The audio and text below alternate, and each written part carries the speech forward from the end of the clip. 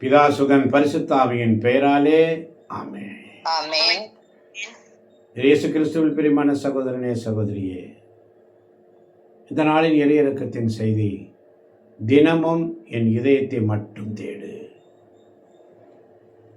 இயேசு வேதனையோடு சொல்லுகிறார் உன்னை பார்த்து, என் இதயம் யாருக்கு தெரியும், என் வேதனை யாருக்கு புரியும், என் தனிமையும் என் சோர்வுகள் யார் என்னை தேற்றக்கூடும், யார் என்னை தேற்றக்கூடும். வேதனையோடு பாடுபட்ட இயேசு கல்வாரி மலையிலே சிலுவையை சுமந்து போகிறார். அங்கே துணிச்சலான ஒரு பெண்மணி வெரோனிக்காள் அவர் முகத்தை துடைக்கிறார். எவ்வளவு வேதனையோடு இருந்திருப்பார். அவருடைய நெஞ்சின் நோவுகள், நெஞ்சின் நோவுகள் அவை மிஞ்சும் பாரங்கள், தஞ்சம் இன்றியே நெஞ்சம் ஏங்குதே.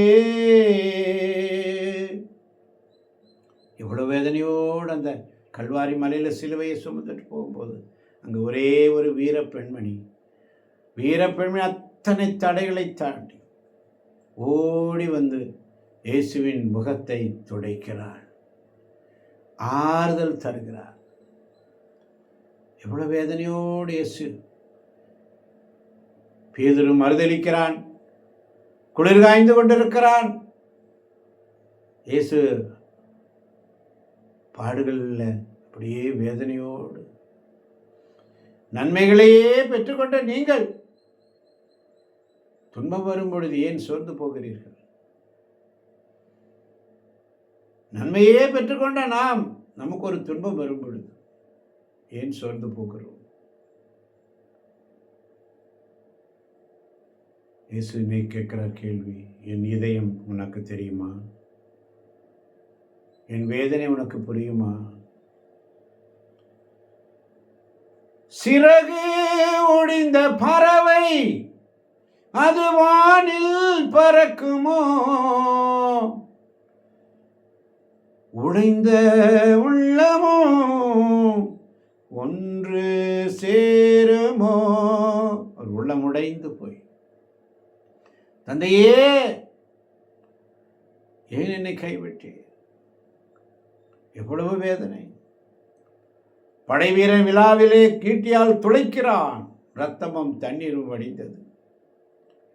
இயேசு சொல்லுவார், இவர்கள் செய்வது இன்னதென்று அறியாமல் செய்கிறார்கள், இவர்களை மன்னியும் என்று சொல்லி. இன்னைக்கு ஆண்டவர் நமக்கு கொடுக்கிற சிந்தனை, தினமும் என் இதயத்தை தேடு. எனக்கு ஆறுதலா இருப்பியா? எனக்கு ஆறுதலா இருப்பியா? அதிகாலையில் என்னை தேடுவோர் யாராவது உண்டோ? என்னை தேடுவோர் யாராவது உண்டோ என்று பேராவலோடு இயங்குகிறார். என் மகனே, மகளே, என் அன்பு குழந்தையே, உனக்கு நான் தரும் அருள் என் இதயத்திற்கு ஒரு புதிய வழியை உனக்கு திறந்து தரும். நான் தரும் அருள் என் இதயத்திற்கு ஒரு புதிய வழியை உனக்கு திறந்து தரும். தினமும் என் இதயத்தை மட்டும் தேடு. தினமும் என் இதயத்தை மட்டும் தேடு. என் செய்திகளை பெற்றுக்கொள்ளும் உன்னிடம் நான் கேட்பது இதுவே. அவருடைய மாசற்ற இருதயத்தை பார். இயேசுவினுடைய திரு இருதய படங்களை பார்க்கிறீர்களே, அவருடைய இருதயம் பாருங்க, நெருப்பாக இருக்கும், அனலாக இருக்கும், முள்முடியினால் இருதயம் சுற்றப்பட்டு இருக்கும். என் இதயத்தை பார். உனக்காக மரித்தேனே, எனக்காக நீ என்ன செய்தாய்? எனக்காக நீ என்ன செய்தாய்? சிலுவை பாதை 40 நாட்கள் கொண்டாட்டம் முடிஞ்சது, ஈஸ்டர் வந்தது. பழைய மாதிரி தீய பழக்கங்களை 40 நாள் விட்டாங்க. அதுக்கப்புறம் மறுபடியும் ஆரம்பிச்சிட்டாங்க. மறுபடியும் எக்ஸ்ட்ரா போயிடுச்சு. அந்த 40 நாள் டியூ அப்படியே எக்ஸ்ட்ரா. அதெல்லாம் செலவு பண்ணிடணும். இப்போ டபுள் ஆயிடுச்சு. என்ன பிரயோஜனம்? காவி உடை உடுத்து என்ன பிரயோஜனம்? மாலை போட்டு என்ன பிரயோஜனம்? குருசுமலைக்கு போய் என்ன பிரயோஜனம்? வேளாங்கண்ணி போய் என்ன பிரயோஜனம்? 14 கோயில்கள் 14 ஸ்தலங்கள் என்று சொல்லி என்ன பிரயோஜனம்? மாற்றம் இல்லையே. உன்னிடத்திலே அந்த மாற்றம் இல்லையே. இன்னைக்கு ஆண்டவர் விரும்புவது என்ன? என் மகனே, மகளே, தினமும் என் இதயத்தை மட்டும் தேடு. தினமும் என் இதயத்தை மட்டும் தேடு. நீ எவ்வளவு கடினமான சூழலில் இருக்கிறாய் என்பதை நான் அறிவேன்.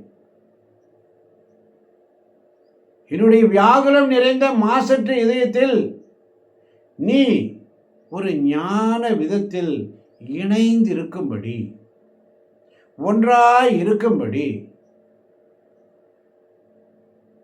நீ என்னோடு இருக்கும்படி, என் இதயத்தை மட்டும் தேடும்படி, என் இதயத்தில் மட்டும் நீ இணைந்திருக்கும்படி, நீ ஒன்றாய் இருக்கும்படி ஜெபி. ஆண்டவரே, பிதாவே, அனைவரும் இனிமை நிறைந்த என் அருமை தகப்பனே, உம்முடைய உதவியை எதிர்நோக்கி இருக்கும் எங்களை பாதுகாத்தருளும் என்று சொல்லி ஆண்டவரத்தில் ஜெபி.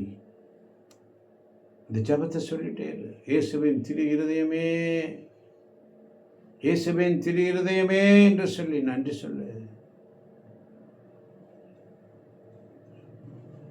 இயேசுவுக்கு நன்றி சொன்னாயா? அவருடைய இருதயத்தை உற்றுப்பார், அவருடைய வேதனை உற்றுப்பார். எத்தனை வேதனைகள் அவருக்கு. என் இதயம் யாருக்கு தெரியும்?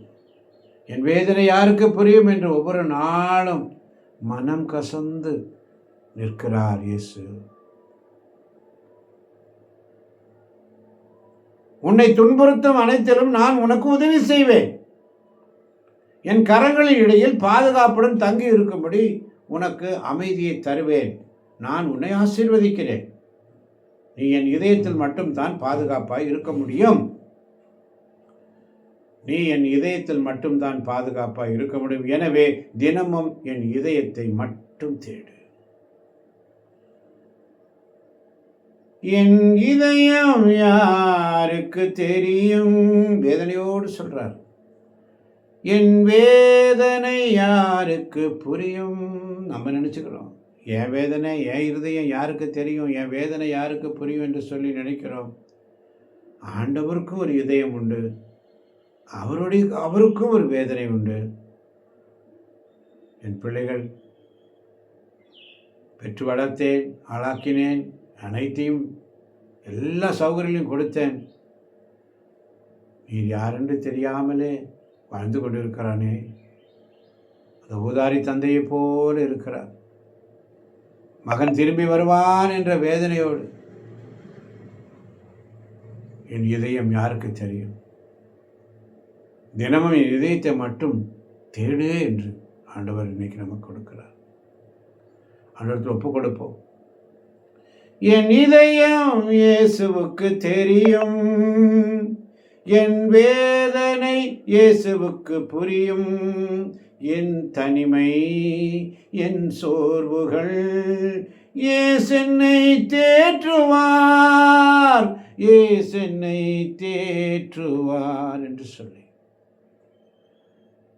கேட்கப் போகின்ற ஒவ்வொரு பிள்ளைகளையும் தேவன் நிறைவாக ஆசீர்வதிப்பாராக.